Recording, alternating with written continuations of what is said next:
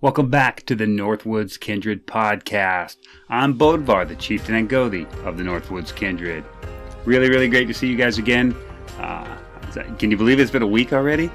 So this show today is going to be one that's been kind of in demand. A lot of people have asked me about it. A lot of people want this one.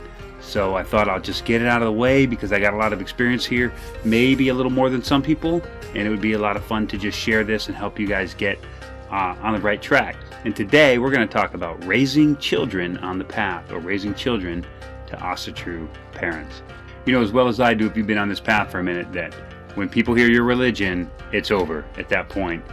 They just look at you like you're a freaking child, like you're honoring a comic book or something, like you're not an actual adult or a contributing member of society. And it's quite frustrating, especially, I had to deal with this a lot as a U.S. Marine. In the Marines, they'll ask you your damn religion. It matters. If for nothing else, it matters how they're going to treat your corpse. So those kind of things matter truly, and everybody knows. Everybody knows who the heathens are. You work with their parents, and word gets around on the military establishment pretty quick. But I never had any issues with it. Everybody, even when they asked, they gave me the name of Norseman, and that was my nickname for the majority of the time that I was in the Marine Corps. It was just Norseman.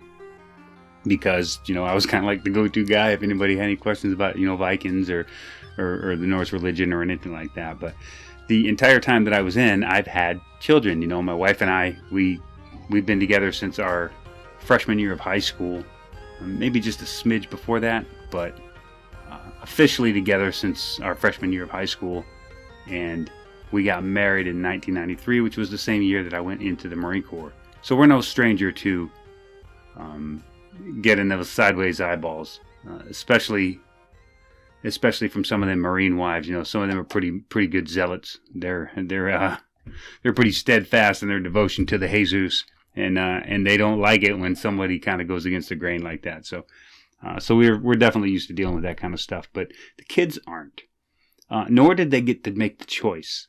So it takes a little bit of a special hand to be able to raise kids on the path and not have them resent you for it, or hold it against you, or completely buck the system and go the opposite way. It's very gentle, and as anybody knows, like most of us were first generation Asatru. There's a few around here that are second and third gen, but most of us are first gen, and we ended up here because we rejected the religions of our parents. We rejected the Baptist and the Protestant and the Catholic and the Mormon and all the other little sects of the Abrahamic faith. We rejected it completely and totally and found our own spirituality. Some of that led you to Asatru, and some of it led you to Norse Paganism or heathenry or Wicca or eclectic paganism or whatever you identify as. You ended up here in most cases because you've already been to the other side. It's not like most of us were born with no religion and then decided one day to be a pagan. Most of us suffered, at least a little bit of trauma from the Abrahamic church. And that's what drove us away. So we have to ensure that we don't pass that to the next generation by bringing our Abrahamic sort of habits forward into paganism or heathenry. You're going to see multiple different family models. You'll see, for starters, let's go into the MultiFaith marriage. So we have, in a lot of cases, we have one heathen parent and one non-heathen parent. For the sake of this one, we'll say the heathen is the male and the non-heathen is the female, and or the mom or the mother. In a lot of cases, it's because the mother was raised in a very devout Christian household, and somehow or another they hooked up, and then later on, after they were married, is when the man isn't fulfilled by the Christian faith and decides to reach out and discuss and generally check out his spirituality. Now, I'm not trying to say that as some sort of a stereotype or anything. I'm just trying to say that that's what I've seen most often. So that's the example I'll use. But everything I say can go the other way. It can be a multi, a two-father household or a two-mother household, but what I'm really focusing on here is not necessarily gender roles and stereotypes, but really talking about the one of them is Asatru or pagan or heathen, and the other one is some denomination of Christian, living together in the same household, trying to raise children together. It's not as sticky of a situation as you might think if you have a real partnership with your partner and you actually love and care for one another, and it's not always a one-upmanship game. I understand in some relationships that's the case. It's always like who can get the upper hand. But if you have an actual real partnership that you're both invested in, it's really easy to just understand that there's a lot of gods in the house. For the heathens, that's easy. It's just one more. And for the Christians, they just have to come to terms with the fact that there are other gods that reside in this household. Now, it's hard to teach and to train the kids on both of them, but in most cases, whichever of the parents is more devout is generally the one that's going to sway the children in their direction, from what I've seen. And I've seen quite a few. It's very, very common in the world today to see a household that has multi-faith. Even in a lot of cases, you might have a Christian and a Jew or a Christian and a Muslim. So you'll have mixed faiths in that relationship too. So it's not all that much different, because eventually you have to decide on which faith are we teaching the children. Are we teaching both and letting them make their decision when they're older? And that's the way a lot of people do it, is that they go to church with mom on Sunday and they go to, bloat with dad on Saturday. And that's really a good way to do it, because not only does it allow the child to see that there's a lot of different gods and they can kind of decide which way their heart goes, but they get to see that their parents are cooperating and working together, and that's going to lead them into a little bit more of a stable upbringing, more of a stable lifestyle. They're going to grow up happier and healthier, just knowing that their parents get along and can compromise and work together on complicated issues. Now, it can create a little friction when someone changes religion midstream. So if we got married and we've been married for 5 years and it's like, I'm not really happy. I know that we agreed to raise our children as Catholics or whichever, but I'm not happy here and I'm not fulfilled. So I would like to pursue other means. And then I would also occasionally allow, the children to come with. And that's a pretty common arrangement as well. It shouldn't be a point of friction. So don't look at it as I have to win this battle for the soul of my child, because that's a very Abrahamic mindset.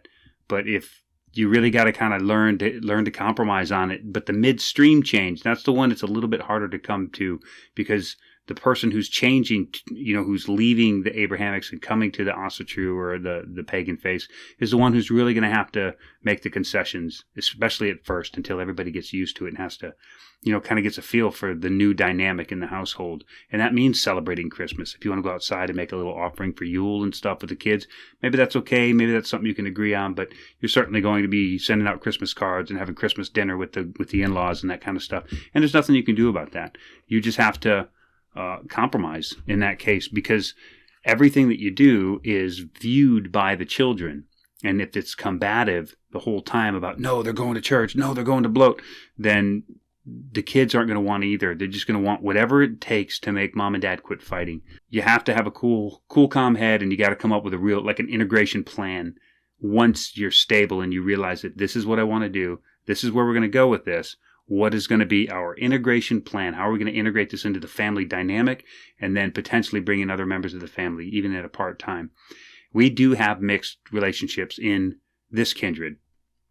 Obviously, Skogul and I have been Asatru for 30 years, but most everybody that you see comes from sort of a mixed household, including Galahorn kindred that we came from as well. That was a very strong dynamic there. It was a mixed household, which is why we have a lot of experience with it, even though we're not mixed ourselves.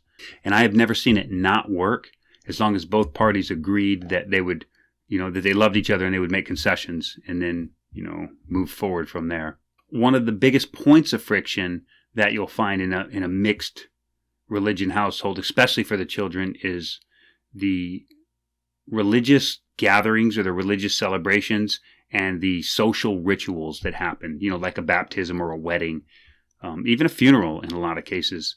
I find it tough with funerals a lot, because I won't go in a church unless I have business. Like if I have real business, like if I have business in the church, if I have to go, speak to some chaplains or speak with the priest about various other interactions and stuff that we have with the community, then of course I'm gonna go in. But I'm not gonna go there for their free Sunday lunch or their brunch. I don't like to go in for a funeral. If I can help it, I'll usually just wait outside and then kind of greet the family and do those kind of things. And I don't think that it's not about, oh, if I go into church, I want to catch on fire. It's really a respect thing. Like, I respect them enough that I don't respect that house like they do, so I stay out of it. To me, it's just another building. It doesn't mean anything to me. So if I have an escape to stay out of it, then I generally do. But some people might, in their conversion and whatever arrangements they make with their spouse, could be, you can do whatever you want to do, but I would really like you to be at church with me on Sunday with the kids. I don't think that's an unreasonable request if you switched religions in midstream and you're still kind of trying to figure out where your place is in this and how to integrate your family. I think that's absolutely one of the options that should be discussed and covered. And it's funny, all my kids were raised Asatru. They were all born inside the faith, and 3 of them were actually born inside of a kindred, so to speak. We were members of a kindred, so the whole pregnancy, the birth, all that whole process had kindred involvement in it. I asked my son, Leaf, he was the first one who was born into a kindred, and I asked him the other day, I said, Leaf, have you ever been in a church? Because I didn't know, did you ever go to church with one of your friends or something?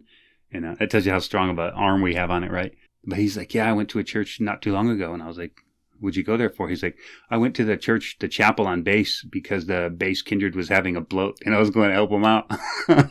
So the only time my son's ever been in church is when he went in there to aid the base kindred with their bloat. So that's kind of funny to me. But he's always had the opportunity. So some of my other kids have gone to church with their friends or whatever, or they're just curious. It's like, hey, everybody goes. I would like to go to this thing. I'm like, fine, go. Go with your friends or whatever. And then they go. So I don't think that should ever be out of the question. It shouldn't be like we're trying to insulate them from. But, in a lot of cases, if you're sending them to church, then they should probably go to church with somebody that you know and trust, right? Because we all know that, it can't always work out good, and or it doesn't always work out good. And for some of us, we know that, right? So you would want to make sure that if your child was going to go to a church, that they would go with somebody that you know and trust, like your own spouse or a family member, or, you might even have, because some of us know some really cool preachers, like Catholic preachers and things like that. I know that my, the goalie who taught me, my mentor, one of his mentors was a Catholic priest, and he didn't try to teach him how to do ritual and do that kind of stuff. He taught him about living life, how counseling people, things that you would expect of your clergy, but he taught him those kind of things with an open heart, because he knew that he wasn't going to rescue his soul and bring him back into the church. He just understood that spirituality is different than religion, and some people embrace the Creator via spirituality, some people embrace the Creator via religion, and some people choose not to embrace it at all, but just to embrace, in some cases, just through nature itself. And that's all fine and dandy, and it's all legitimate. So he understood that, so he was probably, at least in my estimation, one of the really good ones. And I was fortunate because I got to get some of the lessons that he taught to my mentor, and I passed those on to the people that I mentor as well. So that's good. That's good. That's good leadership. Now, with the public or the main family holidays and ceremonies like that, those are just kind of a dynamic you have to work out. In a lot of cases, we've included our Christian counterparts into the ritual of Summel and allowed them to do their thing. It's very uncomfortable, but we do this for our kinsmen. We do it so our kinsmen can be included into, so they can bring their families in too, because it's, I know what it's like to have my family there, and I know what it's like to not have my family there, and it's better to have them. So even if their families are mixed relationships, we're still kin. If that's my brother, then his wife is my sister, and that's it, no matter what their religions are. So we have to find a way to include them into our own rituals, and then maybe not always opt out when they try to include us in theirs. That's part of being a family, and sometimes you have to give and take. It's not a rigid, hardcore structure. You can't just say, I'm a pagan now and I'll never ever do anything Jesus-y again, because you're going to cut out about half the people you know, if not more. And that's just not a good way to live, That's not that's not spirituality. That's separatism. One thing that is kind of rough for kids to learn to cope with, and, of course, I'm not trying to tell you how to parent your kids. I'm just trying to kind of cover some of the things that we've gone through with our own children and the ways that we tackle them. And we weren't always right. We didn't always do a good job. Public prayers. we seen this a lot on a military base because the military don't give a shit about your rights. You'll go to a formation or you'll go to a special event or something, and there's going to be a prayer. There's going to be some chaplain up front. He's going to say, let us pray. And everybody goes to parade rest, hands behind their back, bows their head, and then he spouts off some Jesus-y stuff. And then when they say amen, you don't say anything when you're in formation, but you pop your head back up and you go back to attention. That's the whole process. And I've been through, I don't know how many different formations, and I just refused to do it. It got to the point where nobody even bothered. They don't care. Like, I would do the drill motion, but I wouldn't bow my head. Now, don't take that as I'm saying you can't bow your head. Like, some people kneel and pray and prostrate before the gods or before their altar. That's fine. You do your thing. I don't do it. So I wouldn't do it in the Marines either. And they tried to come at me and say it was a drill movement and all that kind of stuff. My kids don't know what to do if I'm sitting in the crowd and they're like, let us pray. And everybody bows their head. My kids they kind of look at me like, what's going on? What is it? What's this thing? I'm like, don't worry about it. Just, be quiet, be respectful. Let them do their thing. They say amen. And then everything goes back into motion. So it's one of those things you have to kind of experience it, and then you have to learn how to navigate it. And in a military environment, on a military base, it's not quite as easy as being a civilian. You can't just walk out of the room or refuse things. But I think that I went through enough struggle with it, with being one of the only pagan that I knew on active duty, but I wasn't willing to bend. And since they didn't have any rules that could govern it, in a lot of cases I was put on some other side duty. Like I'm hanging out fetching waters, or I'm an usher, I'm bringing people in and out, but I can go stand behind the shitter when they pray or whatever. Like, they put me in a position where I wasn't forced to be put into that position. And they did that. They made that concession for me, not because I don't think because they were legally bound to do it. I mean, I don't think they really care about that. It's like, try it, try it, Lance Corporal, try it, Sergeant. But I think they made that concession for me because they knew that I was a good worker. I put in the effort when it was required. I just had a line, and they could agree to that. They could understand that. Your kids have to understand that a lot of times for a concession like that to be made, you don't get a concession like that because you're the loudest, squeakiest wheel in the room, because you're like, well, I have a right because I'm a pagan and I don't have to. That's not what's going to get you a concession. That's what's going to get you, in one case or another, you're probably going to get all the shit duties. But to get a concession, or to get people to allow you to remove yourself from those situations, because freedom of religion, it's kind of a myth right now. We have the right to practice, but we certainly don't have all equal rights across the board as everybody else. Just kind of something to think about. Like, if you work hard and you're a valuable member of the team, and you only ask for these specific concessions regarding your religion, I don't think any company or workplace would, or even school for that matter, would deny you that. If you put in the effort on all the other accounts. If all you did was whine and complain about this isn't right, that isn't right, I should be able to do this is stupid, you suck, they're not going to make any concessions, because then it just looks like just another complaint. That's kind of one of the things. Not only do you have to set the example for that, but you have to teach your kids that too, that working hard and being a member of the team, even if the team is 99% Abrahamic, you still have to get along with other people and work with other people. That's really the public side of it, because it happens. It happens in the workplace, even though it's not supposed to. It happens in schools. It happens in the military. Prayers are said at large gatherings and formations. Prayers are said at political rallies and everything. Like, they happen. And we have to figure out how to navigate them with our children and not look like a bunch of whiny babies at the same time. So one of the other biggest, probably the biggest real point of friction that we'll see a lot is you'll get the judgment of other kids' parents. That's a hard one, because sometimes they don't want these pagan kids staying the night, and it's like, we've been best friends for 3 years, why can't I stay at their house? And it's like, well, their parents are kind of uppity, and then they don't want their kids staying over at your place. I don't know what they think's going on. Like, they think we're sacrificing goats in the living room or something. But people are weird, people are biased, people are ignorant. And we'll come back to that one. But people are very, very ignorant to anything that's not their way, especially a lot of the Abrahamics. And I'm not trying to turn this into a bash session on them, but we all know that they dominate the landscape in one form or fashion. And a lot of them are very bigoted when it comes to religious freedoms. It's like they desire all the religious freedom in the world and tax exemption and all that crap, and nobody else gets it unless they are of the same ilk, which is completely disgusting and ass backwards.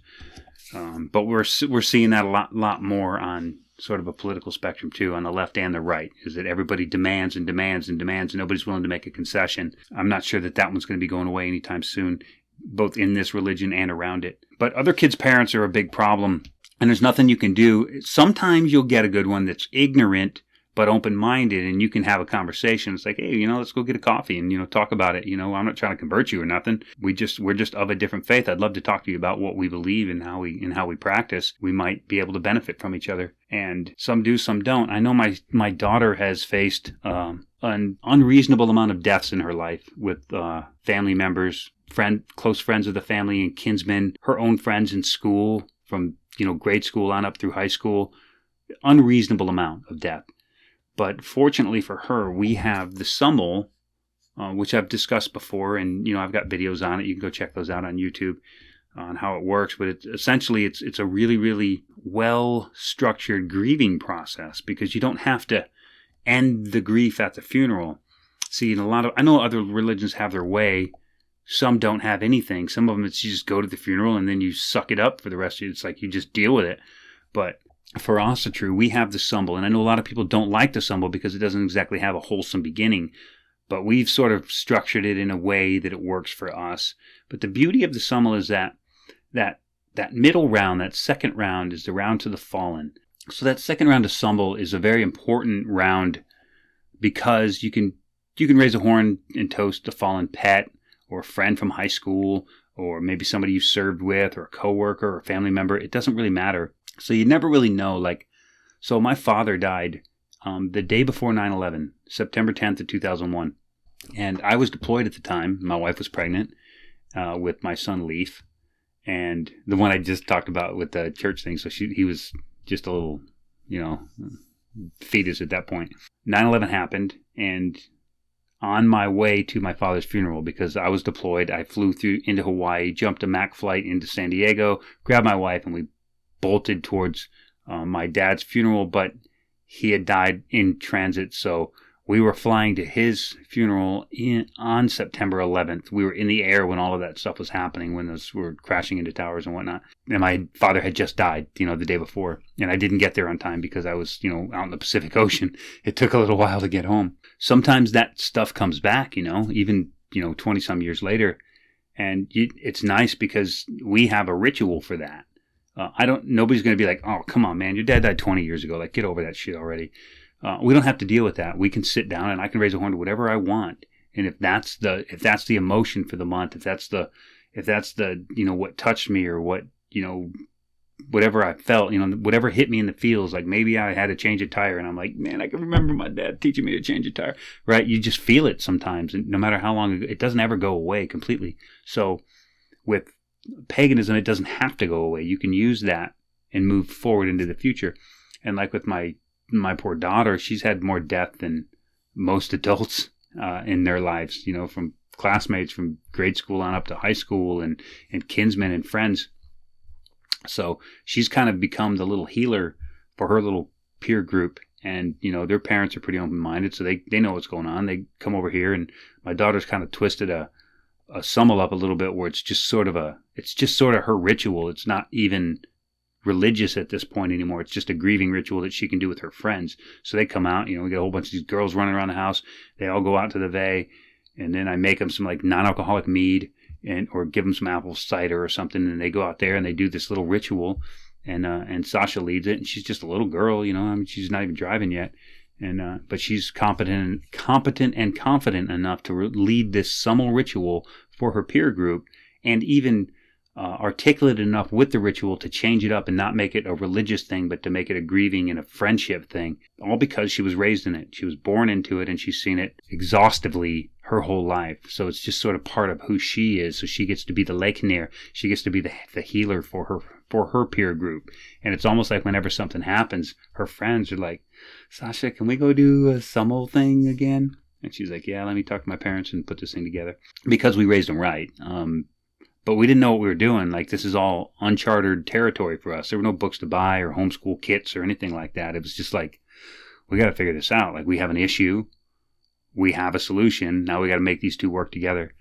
And so that's how we did it. But other kids' parents are obviously the big problem. And so are other kids, because especially if they're really, really younger. So I don't think that you should be making your 5-year-old or 6-year-old wear a Thors Hammer to preschool or nothing. I think that that's a little eccentric.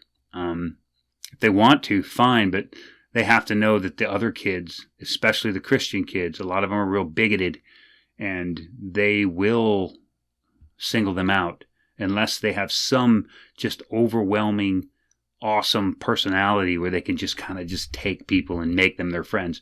Not everybody has those kind of skills. So I would allow them to blend in and not make them stand out until they're ready and comfortable with it.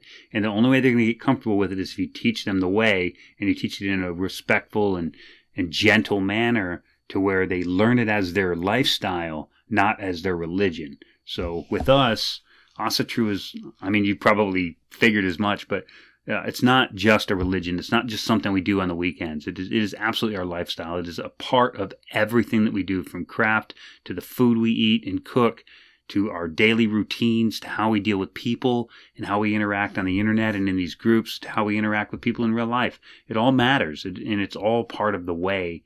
It's all one big total package. It's not like an organized, structured religion where you can just kind of go in, do your thing, say your penance, get your stuff done, and then post and be a complete scumbag for the next week. And we know who I'm talking about. We know a lot of those people. And we're not required, so you got to get that other, there's kind of a Abrahamic dogma out of your head. We're not required to preach to anyone. And I certainly don't count this as preaching. I guess you could say that's what we do here, but that's not really the point. But we don't preach. And what that does is that makes it really hard to learn, because everybody's like, I'm just doing my own thing. Nobody needs to know about it. I just got to do what I'm going to do. And that's ultimately is why we decided to put this thing together, because we see people and they're like, I don't know what to do. I don't know where to find the information. Everywhere I turn, there are a bunch of newtsies. I don't know how to do this, but I don't know how to get the information without going through these people that I don't want to hang out with or be associated with, because on the left, they're so preoccupied with fighting the right, and the right's so preoccupied with keeping everybody out of it except the people that they select, that nobody's actually teaching the ways to do these things. So we thought we would just slide here in the middle and just kind of cast a wide net and try and grab people before they end up on one extreme or another, or worse, decide that it's not worth the effort because there's no information worth having that doesn't brand you in one court or the other. So they just decide to just go away and leave the faith altogether. So we decided that we were just going to try our best to build this thing up. And part of that is trying to help people become confident and competent in the whole spectrum of the Asatru religion, so that they can raise good, strong children and usher this into the next generation, like we have. Like, I have no doubt that every one of my kids is going to stay Asatru, and probably down the road, maybe not even too far down the road, have their own kindred. They'll be, the leadership of their own kindreds, and then and we'll grow and expand from, slowly, but from that perspective. So other kids can be a pain, but in most cases, I think once they get through that really young adolescent stage, when they start getting to the point of middle school, they generally fall into their own cliques. And once they realize that, your kid is just that kid, but they have a lot of redeeming qualities, eventually nobody really cares. Kids don't really get so wrapped up around religion unless their parents are. So if you got those kids that got, 3 crosses and the big, I love Jesus shirt on at school, chances are those kids are not going to stay Christian. They are force-fed that stuff. They're wearing the clothes that their mom dressed them in. And as soon as they can break away from that, they're going to break away from it and they're not coming back. So if your parents and you can provide a good example, there's a good chance they'll end up in our schools. They'll end up in our kindreds down the road when they finally decide that that's not for them. They're going to break away. So that's how we recruit. We recruit by providing a really good example and training and help for people to grow. And we do that through our children, because they're the ones that have the most contact with the people who will in 5, 10, 15, or 20 years be looking down for this path. It's going to be our children. It's going to be their friends and their peers that are looking down this road, wondering where to go next. So if we train our children well, they'll be here. They'll be a resource for those other people. So probably one of the hardest ones to deal with, especially for our kids and for the parents, are people in leadership roles. They're certainly the worst, is the principals and the commanders and the cops and the judges and anybody that's in some sort of a leadership or a power role that happens to be an Abrahamic zealot. They are the hardest to deal with because they do not take anything. I mean, as soon as you say anything about who you are or what you believe, all of a sudden you're worshiping a comic book, you're a useless human being, you have no value, and you need to take Jesus Christ as your Lord and Savior. And it is exhausting because those people have power. They have power over you, they have power over your children, and it's a very, very tough area to navigate. And in a lot of cases, they're not the smart ones. They're not the ones, they just hung around long enough to end up in a position of power. They're not the ones who read and study and learn and do that sort of stuff. They just repeat dogma over and over, and they feel like they're doing God's work by bullying people into the church or making people feel like shit because they don't go to church. Those are the scumbags, and there's really no way to deal with them. You have to navigate each situation as best you can. Try to not anger them to the point where they're trying to get retribution through the limited power that they actually hold, and try to distance yourself enough to where they no longer have power over you. It's kind of the same thing like with, like if you were to get pulled over, you're not going to argue with the cop and bully with the cop and be like, well, you didn't have no right, and blah, blah, blah. You can't do that. All you can do is be like, yes, sir, no, sir, got it. I'll try better, no, I'm not going to answer that question. You can play the game a little bit, but for the most part, be respectful, be kind, and get out of there. Get out of a position where they have any power over you before they decide to exercise it. That's the best thing I can say with people in leadership roles, because you have to deal with them. They're at school. They run the school. They're your kids' teachers. They are. But I'm not saying, like, if your teacher's in there and they're saying the Lord's Prayer every morning before school, like, you have a right to step in. And I would absolutely take that to the highest court in the school district and make sure that stuff was stopped. But if you're going, if you put your kids in a Catholic school, like, expect that kind of training. And that happens. There are pagan kids in Catholic schools. And I don't necessarily think that's a bad thing, because you do get a good education in a lot of cases, but there's a lot of religious education in there. But what your kid's going to come out with is your kid's going to come out like super smart about how to navigate Christendom. So they will have skills that not even the Christians have, because they're probably going to pay more attention. And then because they're going to learn the differences and the similarities, and they're going to learn how to navigate these conversations when people are like, you're going to hell and you're going to do this and that. And then they'll have the ammunition, the weapons and everything to deal with that kind of a situation. So it's not a bad situation, although I wouldn't necessarily force it on anyone. But if you're in a situation where that's the school and that's where you're going to, or maybe I've even talked to some Asatru or pagan practitioners who work in a Catholic or a Christian school as some sort of a facilitator.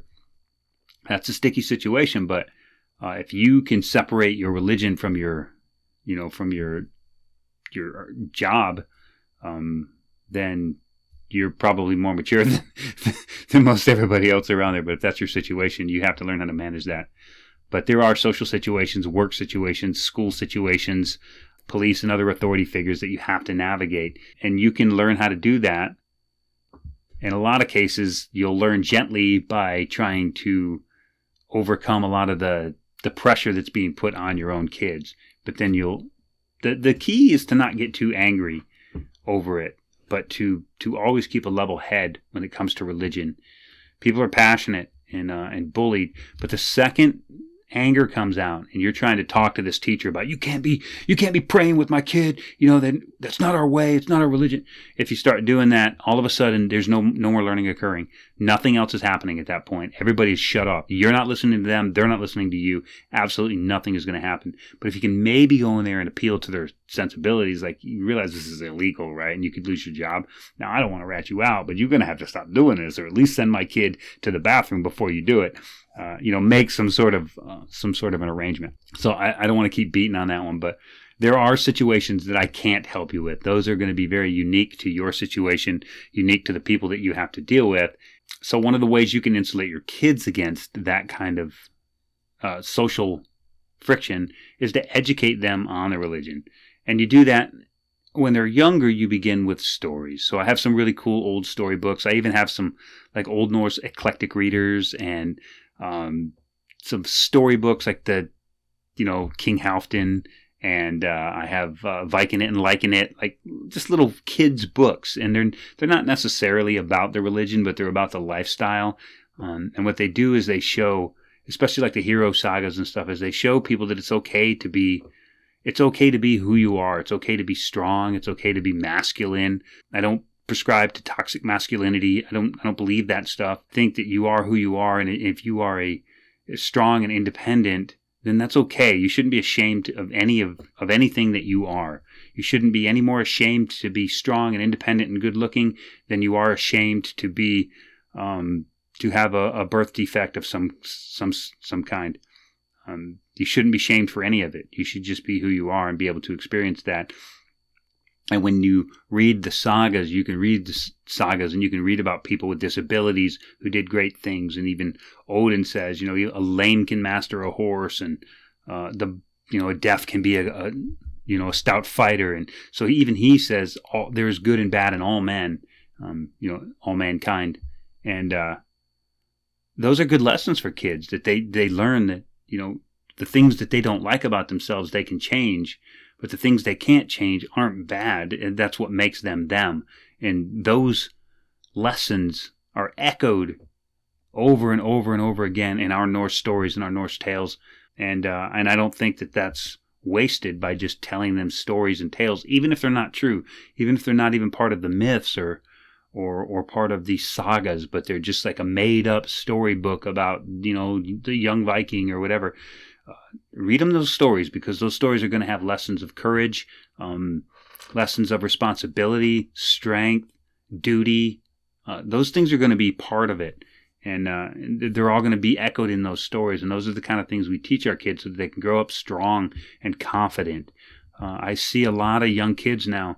The one thing I think a lot of them lack is confidence. And confidence is what putting them in strange peer groups and strange situations and why they're all miserable. I mean, you rarely see a group of, teen to 20, maybe late high school, early college. You don't hardly see them smiling and laughing and joking like we used to, like we did when we were that age. I don't see it. Maybe it's just a depressing time of year, but I was just kind of paying attention the other day, and I was looking around, and every single person had like a annoyed scowl on their face, and I'm like, wow, how is everybody so miserable? I get it. Like, prices suck, gas is expensive, food's expensive, they're poisoning our chickens, they're doing all this stuff, but man, you got to love the person that's next to you. At least like smile a little bit, So that's rough. But the cool thing about some of these old stories is it shows our kids, matter of factly, that even when times are hard, you can still enjoy life, this wonderful creation and all this fun and all these things that we were given to do and to play with and to manipulate. It doesn't always have to be drama. Sometimes drama is just for the sake of drama, and if you just decide that you're not going to play, it can go away. And sometimes you can have a lot of fun and joy in pain and misery. So that's not a bad lesson for kids. I know that some of the best times I've ever had in my life were some of the worst. Cold, wet, damp, hungry, in a foreign land, in a foreign place, without the right supplies, and not knowing if you'd see tomorrow. But the lessons and the camaraderie that we shared is unmatched. Like, you don't get that with a group of college kids unless you guys are doing some daring shit. So those are the kind of things that the kids learn from the stories. They learn that it's okay to be daring and brave and strong and fast, and it's okay to hit the ball harder, and it's okay to win, and it's okay to struggle. And every struggle isn't a loss. Every struggle is just part of the journey. So they learn these things by reading these stories and by teaching them to them and explaining them, and maybe stop and check for once in a while and just kind of stop partway through the story and just kind of check for retention and be like, do you understand that? Do you understand what he just did? You realize how hard that would be when he was missing an arm? And then just kind of talk through it like, these are the type of people who don't quit. This is who we are as a people, as a religion, as a group. We are the people that don't quit. We are the ones that just persevere and continue to make things work no matter how bad it gets. We got to teach them that stuff. And part of that can be including into those stories and the sagas and some of the readings, include Q&A too, and be willing and able to answer questions. So this is what comes back on us as parents is we got to be competent, man. We got to be well read. We got to know what we're talking about because kids will ask questions that make you wonder. And, they'll come up and they'll be like, how many names does Odin have? Like, well, I don't know, man. Let's count. Grab an old Poetic Edda and just count them up or dig through the bibliography and say another name for Odin, a name for Odin, a name for Odin, a name for Odin, and just count them up and be like, well, this book says he has 320, and then just keep going like that. But be willing to put in the work because they're going to ask the questions and they want answers. Partly, sometimes they just want to know if you know the answer. Sometimes they want to know the answer or they want to know how to find the answer. And the best thing that you can do is if you don't know the answer, don't make it up. Just say, hey, I don't know the answer to that one, but that's a great question. Let's find the answer. I have a couple of books here. Let's see if we can find it here. If not, we'll look on the internet and see what the internet has to say about it. I think that would be a really cool way to do it. We've definitely done that. But for the most part, we never really pushed religion on our children. They would go to the gathering because we didn't hire a babysitter. And it's like, hey, we're going to gathering. You guys want to go to bloat with us? And they're like, nah, I'm going to play with Legos. Okay, cool. We're going out to bloat. Don't come out and bother us, okay? If you don't come out, you can't come out, right? They're like, yeah, we know. And then they just stay in the house and they do their thing. And they were never forced to go. But there's a while, sometimes when there's like, they skip one or two, then I can see them like in a window, like looking out. And they're like, it's like they're just trying to exert their own sort of free will. And we shouldn't take that away from them. So we should allow them to say, I don't want to go do this. I don't want to do that. I want to exert my own free will. And I should have the free will to go if I want to go and not if I don't. That's one of probably the best things you can teach the kids is that they do have that free will. They can choose whether or not they're going to go to ritual or not. They get to choose that. That's for them. That's not for you to decide at any age, as long as there's somebody there that can watch them. We do that a lot of times with our mixed families too. Like sometimes, maybe mama wants to come to ritual. Sometimes mama don't.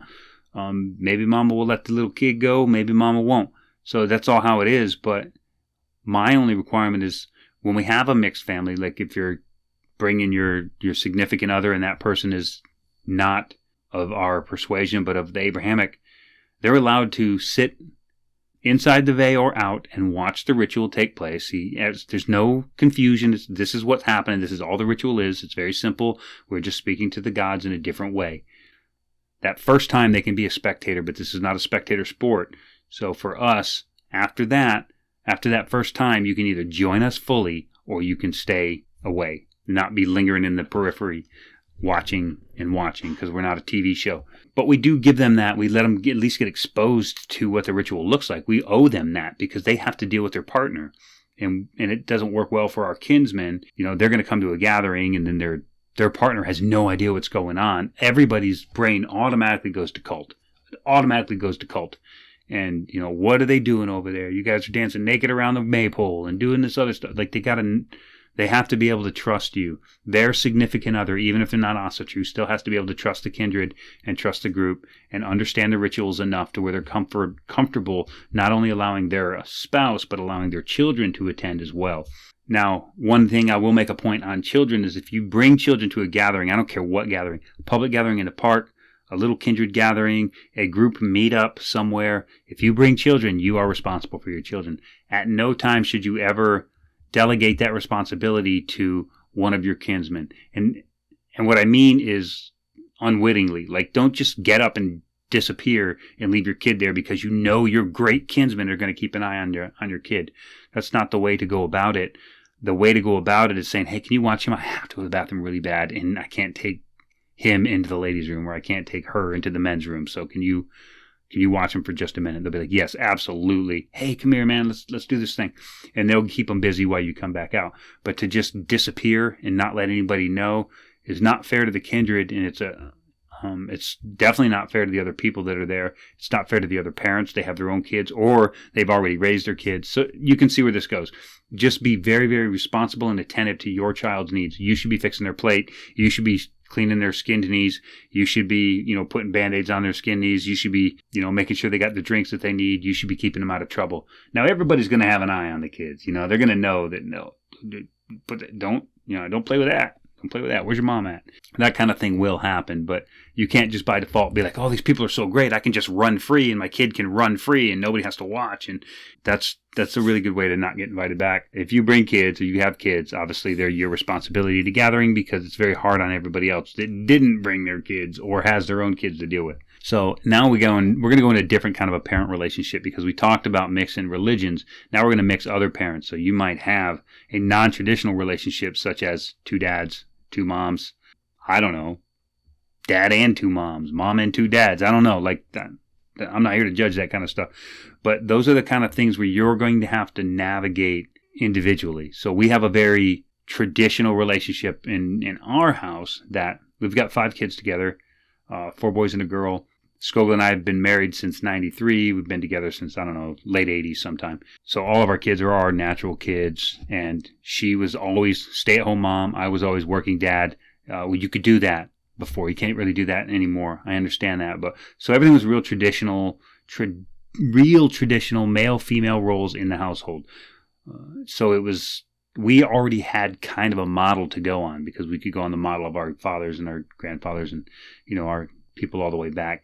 There's a lot of people breaking new ground nowadays, and with that new ground is going to have to come a lot of new lessons. And I encourage you that if you learn some cool lessons about how to navigate this, social situations and non-traditional weddings or non-traditional marriage situations with children, by all means, get together in your groups and share it, because people need that information. They really do. People need to know how to navigate a pagan household with a pagan mom and another pagan mom and a pagan kid going to a public school and trying to navigate that whole thing, because you got more battles to fight. If you learn some stuff on that, I wish I could help you, but I just don't have any experience in that ballpark. So do your best, and if you learn some stuff, write a blog or something, or get on the groups and you share that information, because people need to know it. I promise you that. One thing you can do with your kids is encourage honesty over perfection.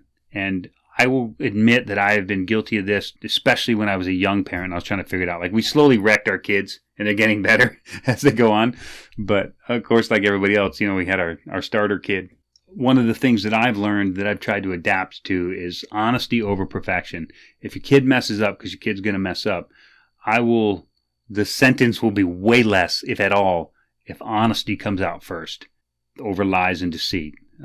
But I will always reward honesty no matter the crime. I will always reward honesty. It will always be a lesser punishment if they were honest to begin with, and they know that. So encourage honesty. At the same time as encouraging honesty, encourage dangerous things.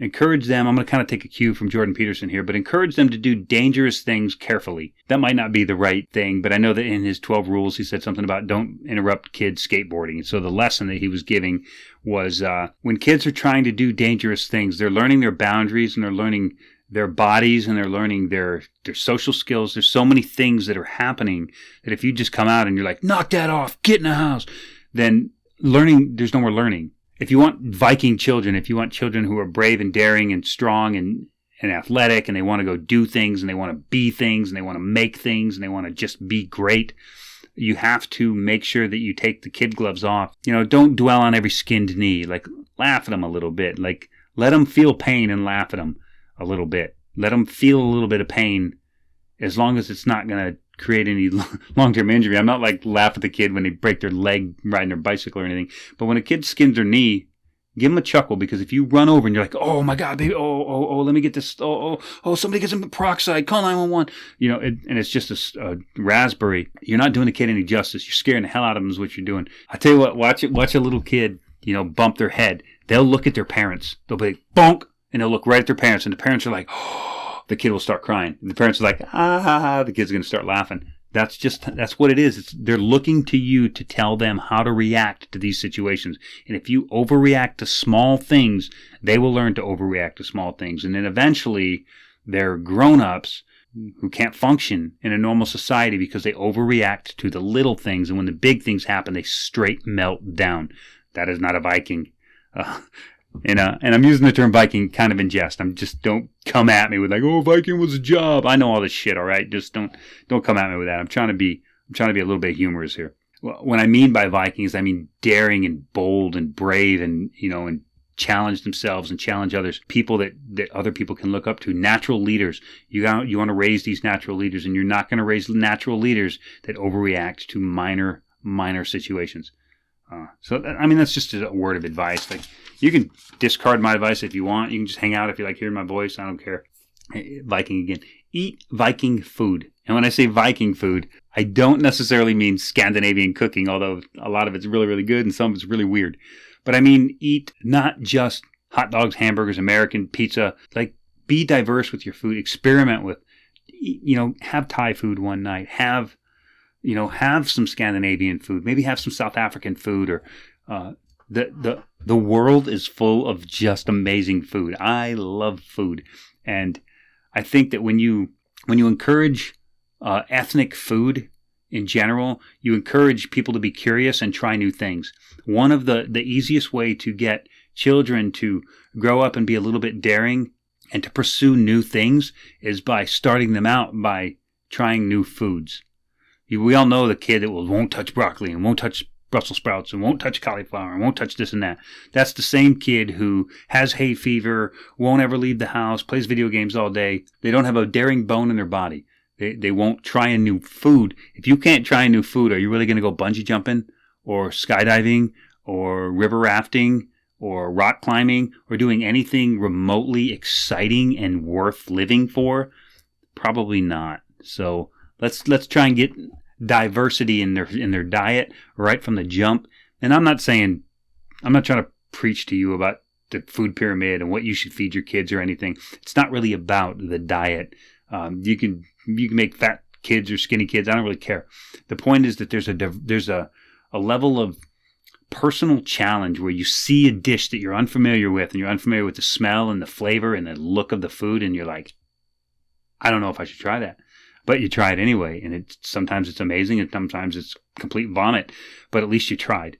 So that's kind of building a muscle of trying new things. It kind of gets that try new thing muscle a little bit stronger, and then after a while, that muscle will get strong, and they'll be like, I'm going to try this new thing, and I'm going to try that new thing.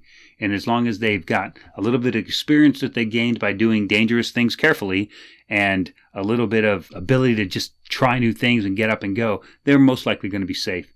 They're going to do things carefully, but they're going to try new things, and they're going to base their reaction to those new things on the experiences that they gained trying dangerous things carefully. That will really usher them into a lifestyle of real freedom, where they can go enjoy their life and not be crippled by anxiety and depression and all the things that seem to be holding society back today, because no longer are people daring and bold. And for a lot of people that you see now are just like shy and timid, and you need cry spaces. And I mean, maybe I'm just old and ornery and I just don't get it, but I know that my kids are daring. My kids are strong and independent, and they're not afraid to try new things, and they're not scared to go outside their comfort zone. And that makes me proud when I see them do something for the first time and do it well, something they've never done before, that most kids would be like, I'm not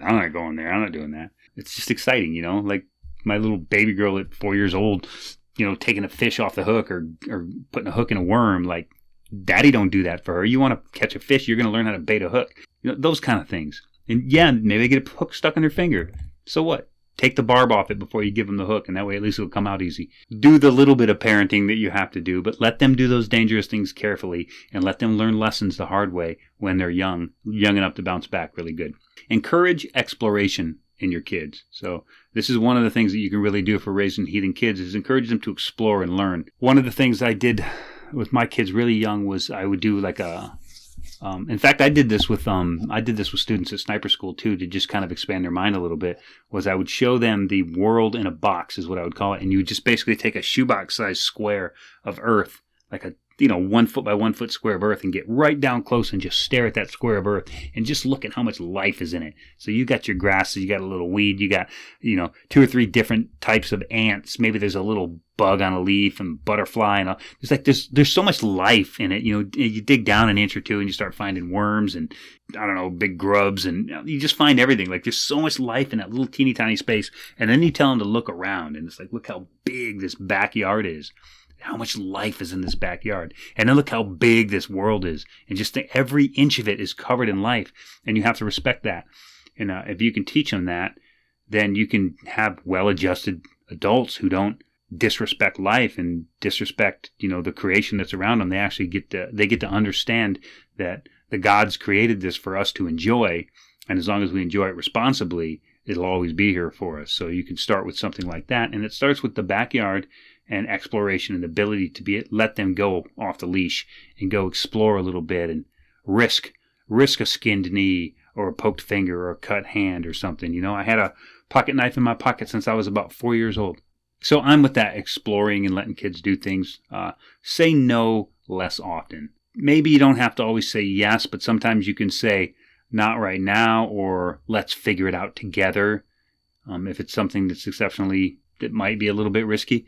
But just say no less often. I find that no ends up becoming, and I know it was for me a lot, no ended up becoming just like my safe word. It's like, no matter what, no. And now I'm not on the hook for anything. And then I can figure out what to do. And then we can go, okay, we can do this one.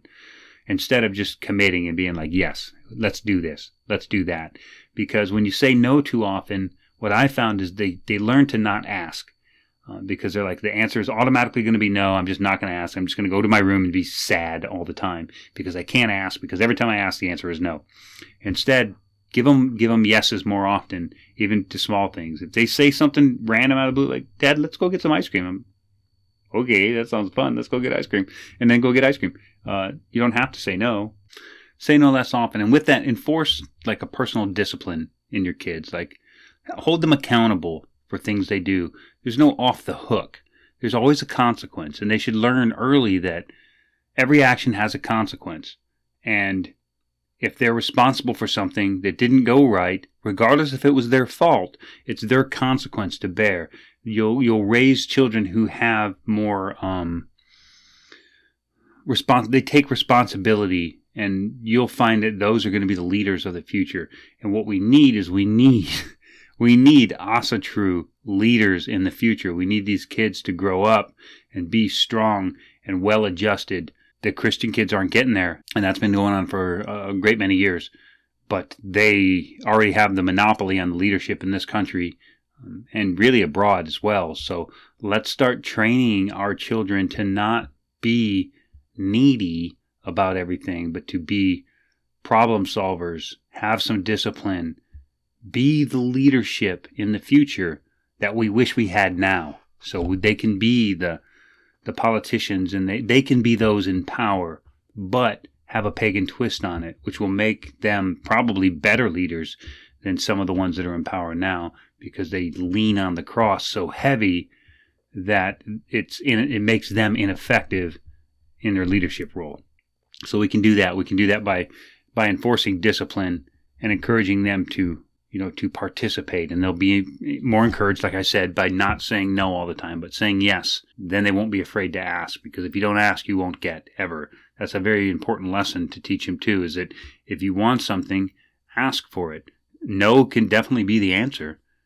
But if you don't ask for it, nobody knows you want it, and it'll go to someone else, and that creates a lot of resentment. It's just a bad road to go down, because people want, but they don't want to ask, or they don't want to, hey, I want that. Can I have that? No, you can't have that. Is there anything I can do to get that? As a matter of fact, there is. You can do this and this, and then I can get you that. You will create good, functional human beings, and that's the goal here, really. Going with that, I want to say, get out with your kids and do stuff in nature. So now we're starting to walk down this pagan path. Do stuff in nature. Just like when they're little and you got their little backyard, basically nature in a shoebox, right? And you're showing just how much life is there. Now let's go hiking. Let's go swim in the ocean. Let's go dive, let's go jump through the ice. Let's do daring things in a controlled manner and experience nature in all of its glory. Let's go pan for gold. Let's go rock climb. Let's go for a hike in the woods, or go camping, or go hunting or fishing. Let's do these things. We were put here to do these things. There's a God. There is a God of all of it. So let's do a little ritual. Why don't we do a ritual to Odin, and then ask him for safe travels or help on his travels, and then go for a hike, or, do a ritual to Thor and go fishing. There's so many different things that you can do to incorporate the gods into your life, not just into your weekend religion. But definitely get out in nature, explore nature, learn nature, try to figure out what the birds are up to. Birds have songs, and you can hear those songs. This is old magic, is understanding the birds. Old magic, ancient magic, understanding what the birds are up to. You can listen to the birds, and you can hear whether they're giving an alarm, or some sort of a mating call, or if they're just singing because they're happy, or if they're all quiet and there's nothing. All of these things are going to tell you little bits and pieces about what's going on in nature. And I'm fortunate that I've had a lot of survival training, as well as some holistic sort of whole nature type training as well. So I've experienced like the heavy military seer instructor, combat training side of it, as well as the total hippie, total immersion, nature, freewheeling side of everything as well. So I've been on both sides of that. If this was dual survival, I could play either role. I could be the hippie, or I could be the military hard ass. I could be either one of them. So I'm fortunate that I've had a lot of that in my background, but I only have it because I was willing to just go do new things that wouldn't normally occur to me, or things I haven't done before. I'm just willing to step outside my comfort zone, because I know that growth does not happen in a comfort zone. So we should always teach our kids to push just a little bit outside where they're comfortable. It's always nice to have a retreat back to a comfortable zone, but it's always nice to push just a little bit. You see it with little kids too. They're always just pushing just a little bit, just to test the boundaries and see how far they can get. Encourage that, to a point. That's good for them. It's natural and it's instinctive. And when it's natural and it's instinctive, there's probably a lesson in there that the Norns and nature wanted you to learn. So let them learn it. Let them learn their lesson. Like I said, don't always rescue them. Sometimes let them fall. Sometimes let them cry. Sometimes skin their knee and tell them to just rub some dirt on it. Like, do that. There's nothing wrong with that. And do rituals. Do rituals with your kids. If they need a ritual, do it yourself. Learn to become confident and capable for just a small handful of rituals that you need. And if pet hamster dies, do a little funeral thing for it. Just call on the gods and to give you comfort and to help usher this pet to the next realm, and play this game with them, because they'll realize that when things don't go right, when people die or things fall apart, or hard times come, they know that they can turn to the gods. Recognize when they received help, and so that's something that you can do ritual as well. Is when something good happens, include your kids in the joy of that. It's like, wow, we just got this random check in the mail. We didn't even know it was coming, but it was, from this thing from a long time ago, and it just came out of nowhere. This is fantastic. Thanks. I don't know. I would probably say Njord for that one, because it's all about prosperity and it's all about, abundance. So I'd probably thank Njord, but whoever feels right to you, and then include your children in that and be like, they gave us some abundance. They gave us what we needed. So let's go get some ice cream or something, you know what I mean? Like, make them a part of it. Let them understand that the gods are in everything. And when they do that, then they'll start seeing it. They'll be like, wow, man, I got an A. Wow, thank Odin for the inspiration to get this thing done on time.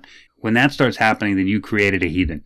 And you don't ever have to worry again. They're going to stay on this path. But my kids have had the freedom to come and go as they wanted.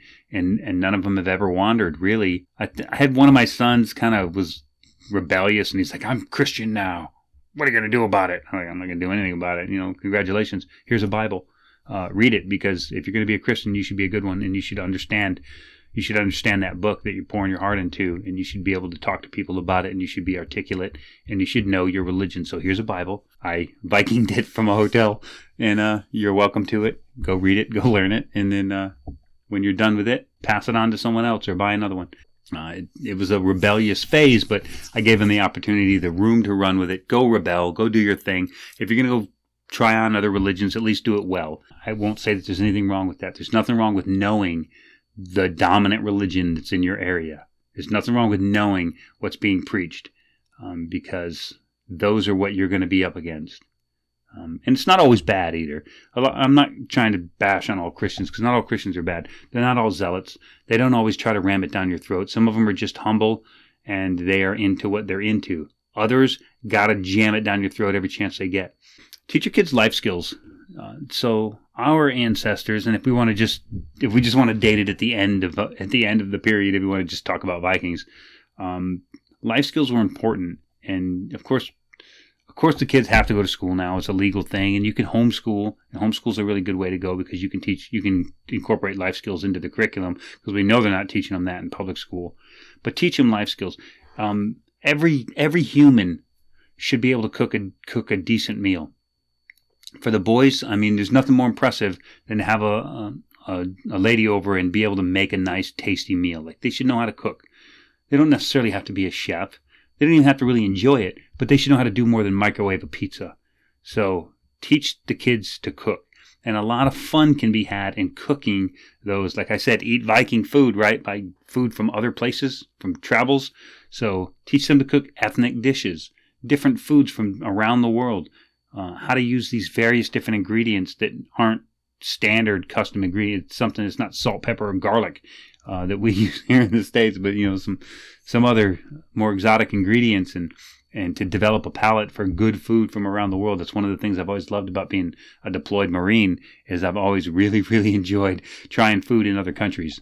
Even in Iraq and Afghanistan, if I could get a patrol out and slip into one of the little diners out in town and just sit down and chow down on some good local food, I would do that too. So other life skills too, like not everybody has the capability to teach their kids how to slaughter an animal, but it's not a bad thing to know how to do. You might be able to get like a farm, or maybe another heathen homestead somewhere might let you come out one day and help butcher chickens or rabbits or something. That would be really, really beneficial for a kid. If not, take them hunting, teach them how to skin a deer, how to process, how to take a live animal whose life you just took and process that into food and clothing and all those kind of things. And I understand a lot of adults don't even know how to do that kind of stuff, but there's a lot of resources out there that are available to teach you how to do it. And right now we have YouTube. I mean, I'm on YouTube right now, but you can learn how to tan a hide on YouTube. You can learn how to skin a deer on YouTube. There is nothing you can't learn on the University of YouTube. I'm telling you, it's all there. Sometimes you got to wade through some bad information, but that information is there. And once you find it, you've struck a gold mine. So teach them life skills. Teach them how to, basic car maintenance, how to change a tire and how to change their oil and do that kind of stuff.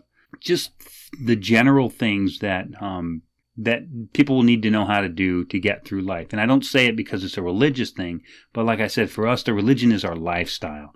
And I don't feel like we fully honor the gods if we have to wait around for someone else to do everything for us. I don't feel like that's what our ancestors did, or like that is how we evolved from the caveman to the modern man and learned how to build and construct and do all these great things. We didn't get here by sitting around and waiting for someone else to do it for us. We got here by being independent and strong and learning through trial and error and learning to triumph. And then when we did get a triumph, we would build on that and we'd get bigger and stronger and better. And then when we were dead and gone, people would take our triumphs and build on those and get better and better and better. I think we're starting to lose some of that with some people today. And so it's kind of our duty to raise strong children, strong heathen children that can go out into the world and make a name for themselves and create great things, because we don't know where the world's going, but we know that you're going to have to be strong in order to manage it, or in order to get through it, because if you're not, you'll be eaten up. The wolves will devour the sheep on this one. Teach them other religions. Now, I'm not saying send them to Catholic school, although, I mean, if that's the situation you're in, that's the situation you're in. But they should be aware of just the basic tenets of other religions. Like this is Islam. Like, I'm not Islamic, but these are the basic tenets of Islam. This is what halal food is, and this is what haram means, and this is why they wear the hijab. These are the things.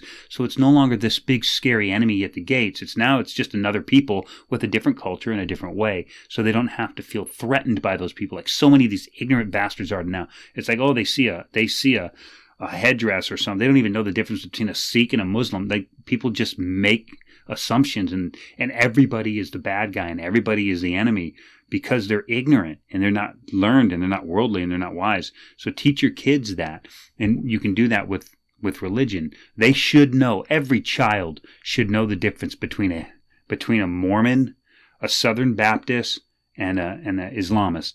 Everyone, they should just know this. They should know the fundamental differences, or Judaism, or Catholicism, or they should know just like the fundamental principles of each of these. They may or may not want to explore them, but they should know what their holy books are. They should know what their basic teachings are. They should know these things. And I know that I'm preaching to some people who don't even know that kind of stuff. But those are the kind of things as a parent that you're going to want to learn too, because that's what's going to help you navigate it. Because your children are going to come up and they're going to be like, hey, my friend at school said that they're Jewish and they go to synagogue. What is that? And you're like, if you don't know, you don't know. But you're like, let's figure it out. Let's do it together. So having kids and knowing that these are the things that they should know gives you an opportunity to learn it with them. Your kids aren't going to judge you. They're not going to judge you if you don't know the answer. They're not going to be like, oh, Dad doesn't know. That will go a long way in the future, them not having, like preconceived ideology about Muslims and Jews and Baptists and Mormons and almost every one of those. I'll almost guarantee everything that I said probably put an image in your head of one type of people or whatever. And whether or not that image is accurate, it's really none of my business. But we want to try to give our kids more than we had, because I know a lot of us, if you're basically in my age bracket, our parents pretty much sucked at supervision. We just ran amok and did whatever we wanted to do. So most of what we learned, we had to teach it to ourselves. We had to learn it the hard way. But we can do better for our kids, and we can teach them these kind of things so they don't grow up with the same prejudices that we had to overcome. Because I'm not going to lie, like we grew up with prejudices, and a lot of those, it took different events that happened through our life to realize that those people aren't bad. Those people aren't evil. I've spent most of my adult life in Arab countries fighting militants of one form or another, or whatever. I don't have anything against the Arab peoples. They've been some of the most hospitable people I've ever met in some of the worst environments with the least to offer, but they were still offering it. They've been some of the most generous people I've ever met. And people don't know that. All they see is, 9/11, terrorists, flying planes, and blah, blah, blah. That's all they see, because that's all that the government and the news media and this stuff wants them to see. We have to do better for our kids, and we have to show them who people really are so that we don't raise little bigots about that kind of stuff. That's on us. That's our job as parents. So if you're going to raise heathen kids, we have to do a little bit better, because the other kids can just be like, well, I'm a Baptist and all of you are going to hell. They can just do their thing, and it's so accepted that it's just kind of normal. But we're already on the outside, and if we're ever going to get accepted, and I know a lot of you are like, I don't care if I'm accepted. It matters. It matters. It matters for the movement moving forward. So to get people away from religion and more into spirituality, well, it's not our place to prophesize and trick them into honoring our gods like they try to do with us. We should provide some sort of an example, not for them, at least for our own children. Teach them life skills. Teach them those things that you wish you'd learn. Home ec type stuff. Teach them how to balance a checkbook. Teach them how money works. Let them feel a little pain. Let them skin a knee. Let them get their own damn Band-Aid. Let them live a little bit. Let them be responsible for the choices that they make. And teach them that you can make choices and you can make wrong decisions and you can do bad things, but there's always a consequence, and you're responsible for the choices that you make. And everything that happens to you, for good or bad, was a result of a decision you made. I can jump in my car right now and go to the store and get smashed into the side by a drunk driver. I decided to leave when I did. I decided to take the route that I did. I decided to drive the speed that I did. And a lot of things that I did led me up to be exactly where I needed to be to get smashed into by that guy. I will take responsibility for my being where I was at. You have to. If you can do that, if you can have responsibility for the things that happened to you, good or bad, and you can put that on your kids, if you can teach them that they are responsible, which means that when things happen to them that they don't like, if they feel like they have ownership and responsibility for that, then they know that they can change that and they can do things and they can make it better for themselves moving forward. If you don't teach them that, they'll never learn it. They'll always think that the things that bad that are happening to them are happening to them because of someone else's decisions. And that's not the case at all. Every single thing was a result of a decision that you made. You may have not started the ball rolling, but you put yourself in the way to get run over by it. This is a talk I wished I'd had with some people about 30 years ago when I had my first son. So we've had some good times and some bad times, and we've been up and down a lot in the past 30 years. And I had to learn a lot of these things the hard way. And if I had to do it all over again, the truth is I'd probably screw that up too, because that's the nature of being a parent. We learn to be a parent as much as a kid learns to be a human too. These are the kind of things, the examples that you can put into them, and you can see it. My kids are all over YouTube with us. You can see the things they do, and the heathen kids at school, but they're loved by their peers. They're loved by their teachers and by the staff and the bus driver. Like, everybody loves the kids because they're outgoing and they're generous and they're kind and they're good to their friends and they're good to their authority. You know, they're good to the people that are in charge there. They don't give them any guff. If you raise your heathen kids right, then we eventually, slowly, one person at a time, we change the view that people have of not only heathen children, but of heathens in general. No longer will they say Asatru. Oh, you mean like Thor and stuff? You like worship that comic book guy?